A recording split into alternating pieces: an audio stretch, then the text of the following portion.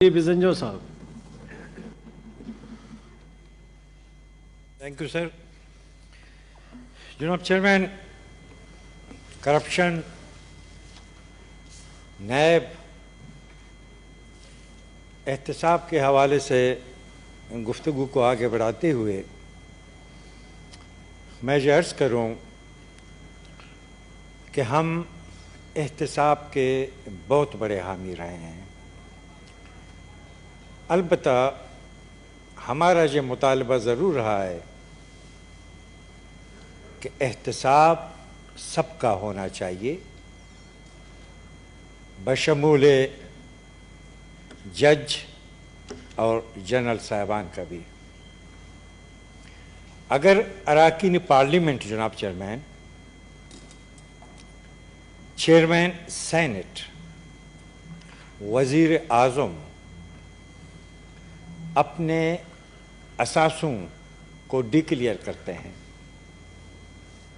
उनकी तफसीलात बताते हैं, तो चेयरमैन नैब को भी बताना चाहिए, जज और जनरल साहिबान को भी बताना चाहिए। इस वक्त तो हकीकत तो ये है जनाब चेयरमैन, एहतसाब के नाम पर हाकिम वक्त मुखालिफिन को जेलों में डाल रहा है। अगर इल्ज़ामात की बुनियाद पर आप लोगों को जेलों में डालते हैं तो फिर अपने चीनी और आटा माफिया से ताल्लुक़ रखने वाले लोगों को भी जेलों में डालें और अपने पिज़्ज़ा वाले रफ़ीक को भी और अपने उन वज़रा को भी जिन पर इल्ज़ामात हैं।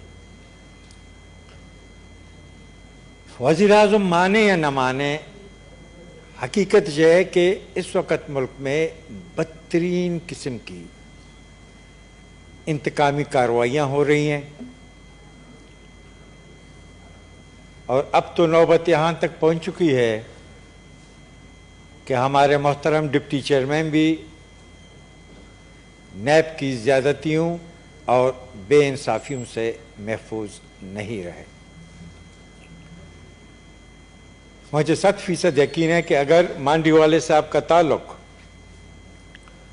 पीपल्स पार्टी या मुशर्रफ के बाकियात में से होता तो वो आज दूसरों की तरह कोई तर्जुमान और वज़ीर होते।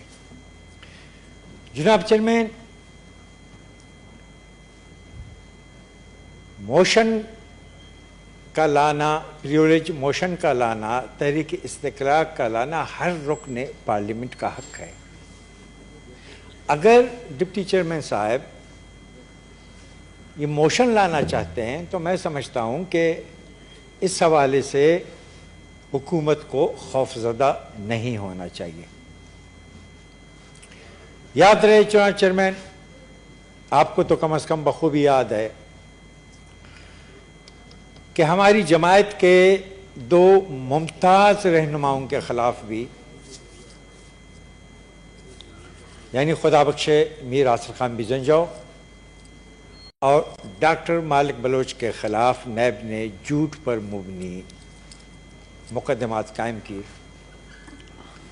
नैब ने ये दावा किया कि इन दोनों ने पंजाब के 6 अजला में अरबों और करबों की जायदादें बनाई हैं और ये कि जनाब चेयरमैन, नैब ने यह भी दावा किया कि डॉक्टर मालिक बलोच की दूसरी बीवी के बच्चों के नाम पर भी जायदाद हैं।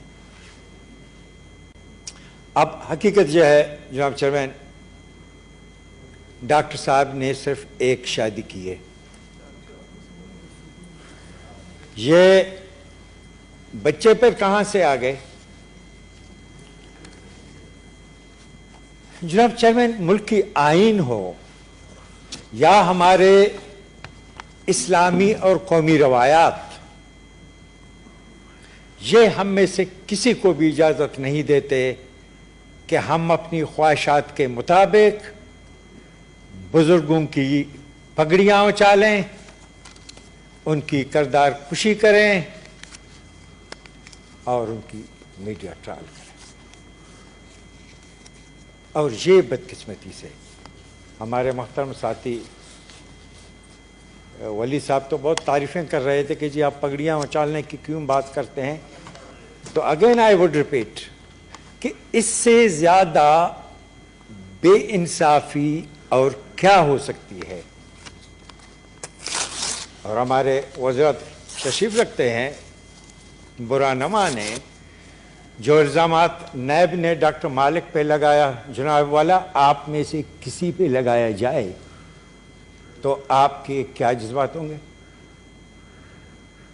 جی جناب چیئرمین، ہمارا کہنا یہ ہے کہ حکومت انتقامی کارروائیاں کرنے کے بجائے اپنی کارکردگی کو بہتر بنائے، اس کمر توڑ مہنگائی اور طوفانی بے روزگاری کو روکے، اور یہ کہ اس قسم کے اقدامات اٹھائے جس کے نتیجے میں قومی اتحاد اور یکجہتی پیدا ہو.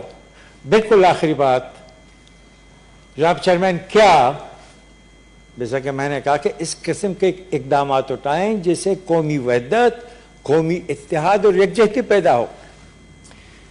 کیا گوادر شہر میں باڑ لگانے سے قومی اتحاد اور یکجہتی پیدا ہوگی یا آپ کے پورے بلوچستان میں بے چینی پیدا ہوگی؟ اسی طرح کیا بلوچستان اور سندھ کے جزائر پر قبضہ کرنے سے آپ قومی اتحاد کو بڑھائیں گے یا اس کے نتیجے میں سندھ اور بلوچستان کی مرکز کے ساتھ ایک بہت بڑی مہازارائی شروع ہوگی؟ بالکل سر، آخری بات، میں آخر میں